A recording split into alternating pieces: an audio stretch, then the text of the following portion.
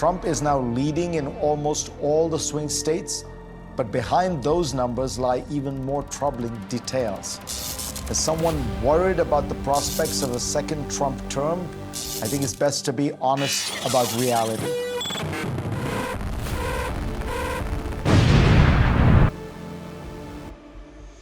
What's up, guys? Boy Benny. There are these moments in every single Hollywood movie where the unthinkable becomes reality, right? The aliens invade, Godzilla comes up out of the sea, the nuclear bomb falls, blows up, detonates, and the nuclear bomb in our politics, the unthinkable happening before our very eyes, is Donald Trump winning. Okay? And it's not for me. I've been saying Donald Trump's gonna win again for like years, but it's unthinkable to the political chattering class. It's unthinkable to the people that actually slandered, maligned, prosecuted the guy. And it's unthinkable for the people that see that they've lost control of the American Republic. And that we hate them, right? We hate the establishment. And they haven't come to terms with that. They can't come to terms with that because introspection and humility is what is required for those people to actually accept that fact. New polling out just from hours ago, Donald Trump now leading in 5 battleground states, all of which Biden won in 2020. Donald Trump just on a roll here. Check out, here are the numbers. You can see Trump just absolutely dominating in places like Nevada, Georgia, Michigan, Arizona, Pennsylvania. He only needs to win 2 of those to carry the election. Donald Trump hosting the biggest political campaign rallies the world has ever seen. Trump leads Biden in the key swing states.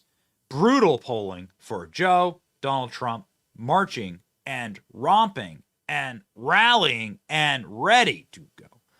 Donald Trump again, like hosting a 100,000 person campaign event in a blue state. What's that about? This is I don't know why this is displaying weird, but here are the numbers. This is what the poll is showing. This is from the New York Times. This is where the poll comes from. Would you prefer Trump or Biden? You can see obviously Trump just dominating in Wisconsin. Weird little outlier there. I'm not sure about Wisconsin. Are we to believe that? I don't know. But this is obviously a massive, massive sea change. The writer attributes that Donald Trump's edge is not because of third-party candidates or anything like that. They're not part of the poll, right? The edge is because of young voters, black voters, Hispanic voters breaking for Trump. And breaking for Trump by massive, massive margins. So it's really, really going to be a fascinating election. It's getting to the point of no return here for Democrats. And that's what CNN is explaining in their recent polling, saying these are states that are literally out of reach now. Sun Belt battleground states. Frankly, for the Joe Biden campaign, these numbers are an absolute disaster. The smallest lead is in Arizona for Donald Trump. He's up 6. Look at this, 9 in Georgia, 13 in Nevada. My goodness gracious, my God.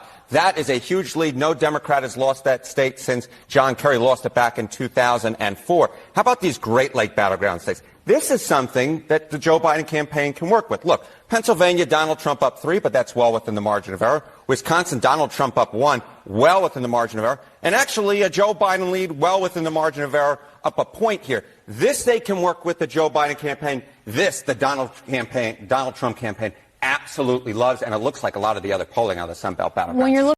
So he doesn't actually need, he doesn't need all those states. It'd be great. That would be a landslide, though.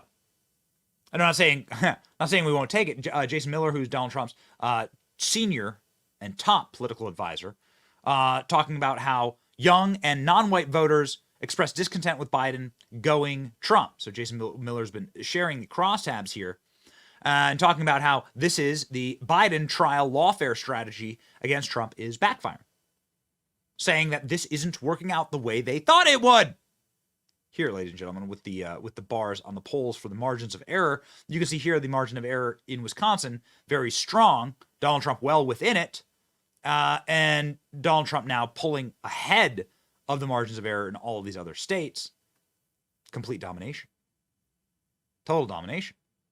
Now, again, these polls should simply motivate you to work harder and work more, but it's starting to actually depress those on the left. Fareed Zakaria is one of these CNN anchors, longtime CNN anchors. There's no way the guy's a Republican. No way the guy's MAGA, of course. He's a far left Democrat.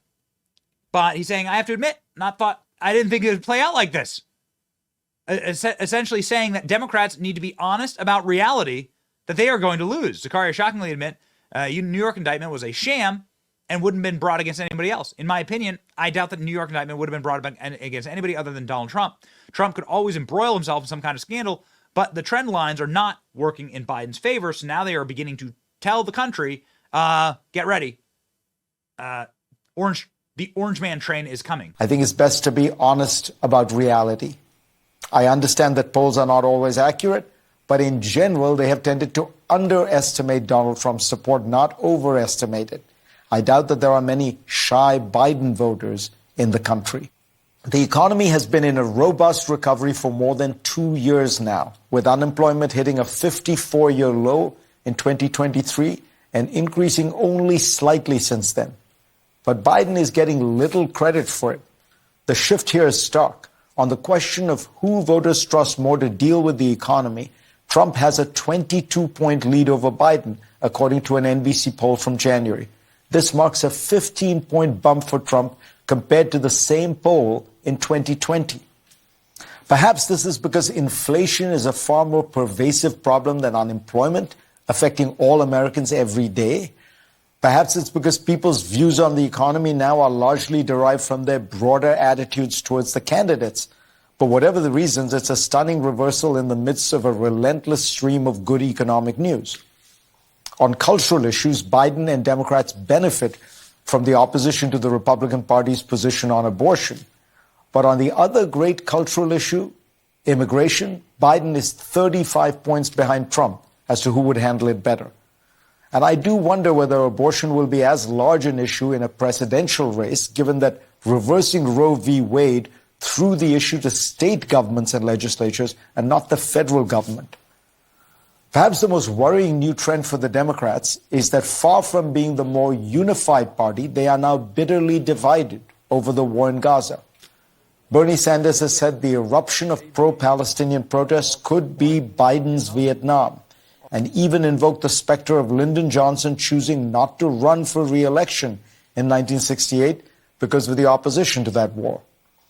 The analogy is far-fetched. America then was itself sending hundreds of thousands of troops to Vietnam, with more being recruited from college campuses every week. But there's no denying that the party seems more openly divided than it has been in decades. Only 33% of Americans said they approved of Biden's handling of the Israel-Hamas war, which is now opposed both by people who think he is too soft and people who think he is too hard on Israel. Meanwhile, Republicans seem to be uniting behind Trump. Whatever opposition he faced in the primaries has largely melted away.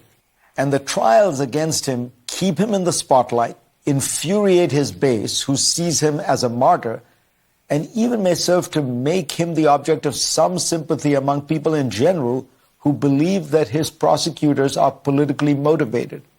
This happens to be true, in my opinion. I doubt the New York indictment would have been brought against a defendant whose name was not Donald Trump. Yeah. As one commenter said on X, when CNN and Fareed Zakaria are admitting that Joe Biden has no chance, you've got a problem. And that is exactly what that was. This is called predictive programming, conditioning.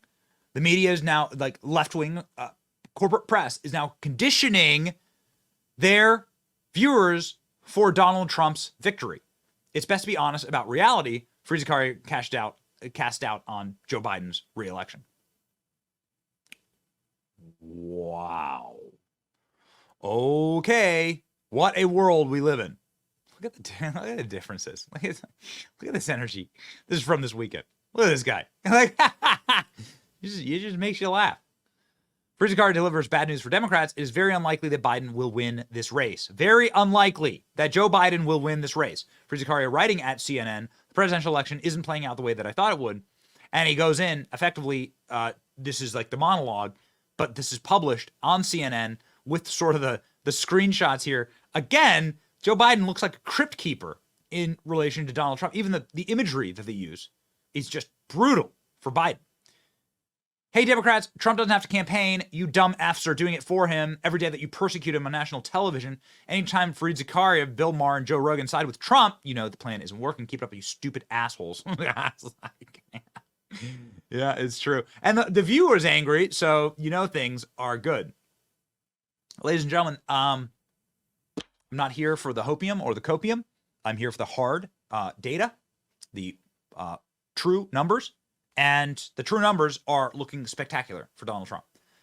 This is not the time to sit back and to rest on your laurels. This is the time to say that the energy is ours. The moment is ours.